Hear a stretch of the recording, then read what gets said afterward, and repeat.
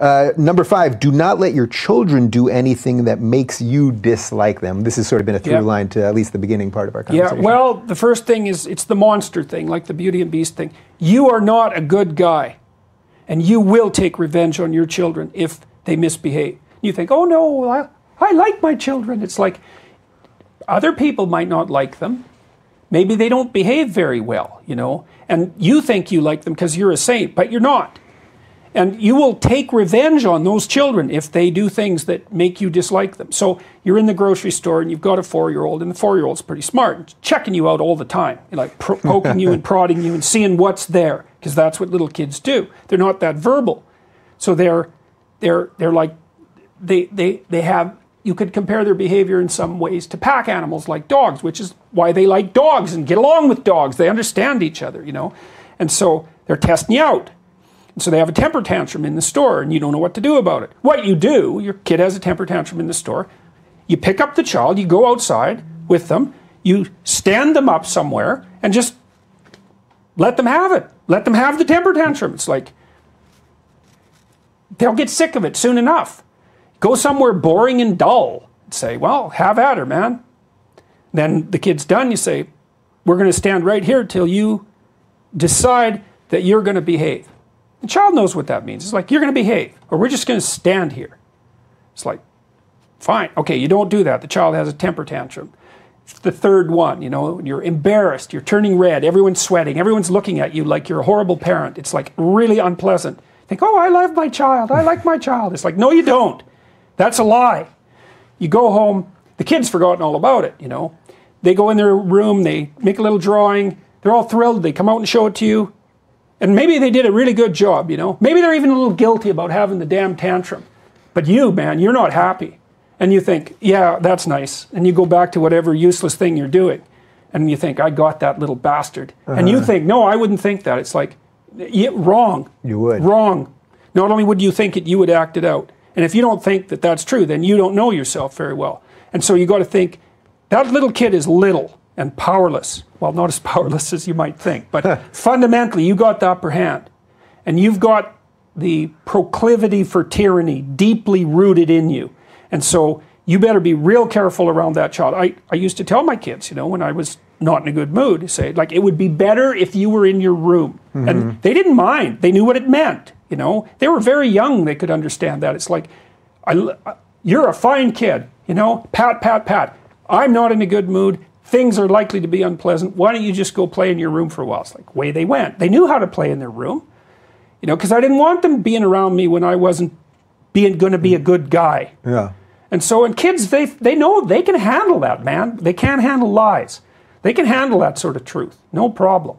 And so, like, both my wife and I, we were very careful. It's like, when we're starting to not be happy with the kids, with one kid or the other, it was time to have a chat and figure out what it was that had gone off the rails and how we were going to fix it so that we were, like, thrilled to have that kid around.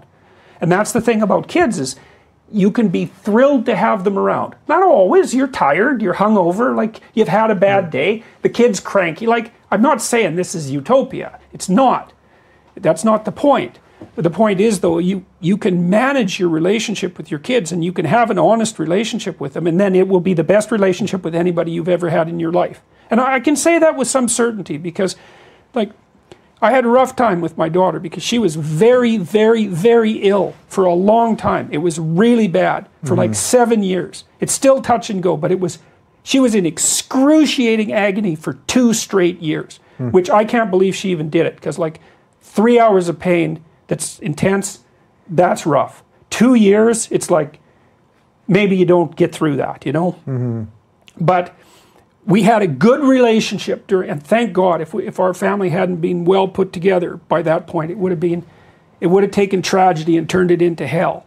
And so we had a rough time for those years, and still it was good. You know, and that's saying something, because, well, she lost her hip and her ankle during that period. They were both replaced when she was 16, and so she was walking around on 2 broken legs for 2 years. It was brutal. But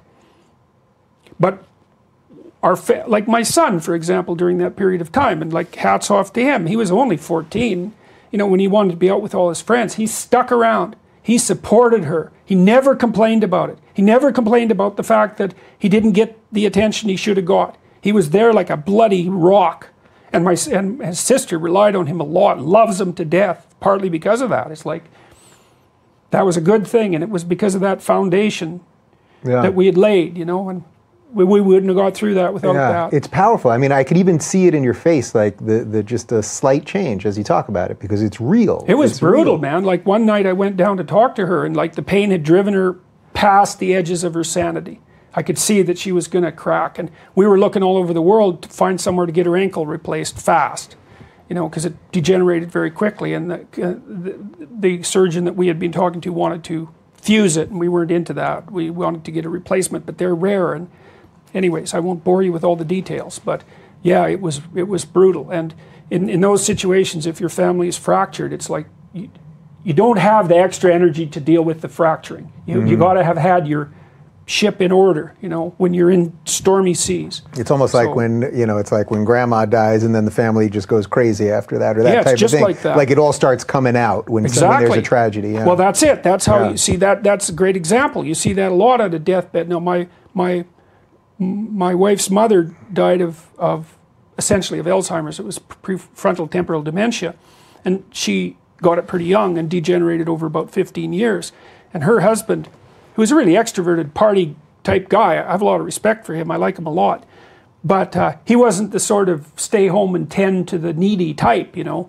But when his wife got sick, man, he took care of her. It was unbelievable. I just cannot believe how good he was at, how patient. And her family just pulled together. And on her deathbed too, like her sister's a palliative care nurse and her other sister's a pharmacist. They've had some contact with the rough parts of life, you know. I was at her deathbed, and like the family was together. And one of the things that was so interesting about that was that they lost their mother, and like that's horrible, and it's a horrible way to die. But it's so interesting because the bonds between them, the sibling bonds and the bonds with the kids and the father were tightened a lot after that. And so in some sense, although there was something taken away, and it wasn't trivial, and I'm not being a Pollyanna about this, they strengthened their damn family, and we spent more time with them, and we get along better, and it's like there was a compensation for it. And so you think, well, what happens if you act nobly through a tragedy? Well, first of all, it's better than not doing it, but then you also increase the probability that whatever good might come out of it is going to come out of it. So, you know, you can take a tragic situation, and tragedy isn't hell. But you can make tragedy into hell, and then it's hell, and no one can stand that. Yeah, it's good stuff.